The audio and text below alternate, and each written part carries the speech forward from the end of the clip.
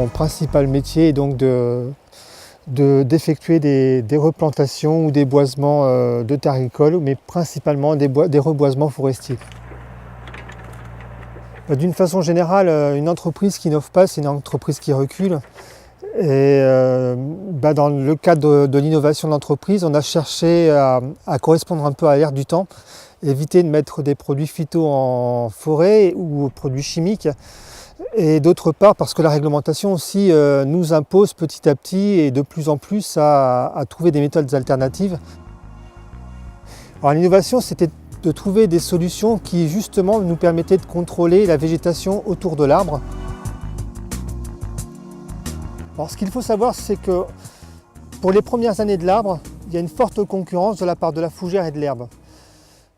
On doit donc faire en sorte de pouvoir limiter cette concurrence pendant au moins 2 à 3 ans, le temps de l'installation de l'arbre. Donc ici on peut remarquer un arbre qui a été planté l'année dernière et on voit bien qu'il n'y a absolument aucune concurrence, ni d'herbe ni de fougère. Notre innovation, elle porte en fait sur l'introduction de la mini-pelle en forêt qui va répondre aux 3 objectifs que nous sommes fixés, à savoir le nettoyage de l'ensemble des rémanents qui étaient présents sur le sol, un décapage localisé autour de la zone de plantation qui va empêcher les graminées et les fougères de pousser, et enfin un travail localisé qui va permettre d'accroître la pousse des arbres.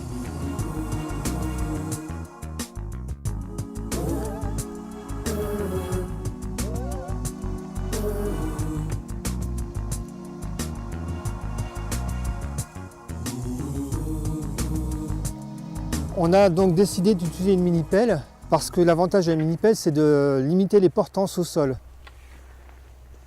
L'effet est plutôt concluant puisqu'au bout de 10 ans, on a limité fortement les dégagements, on a des croissances très rapides et on a évité tout traitement chimique.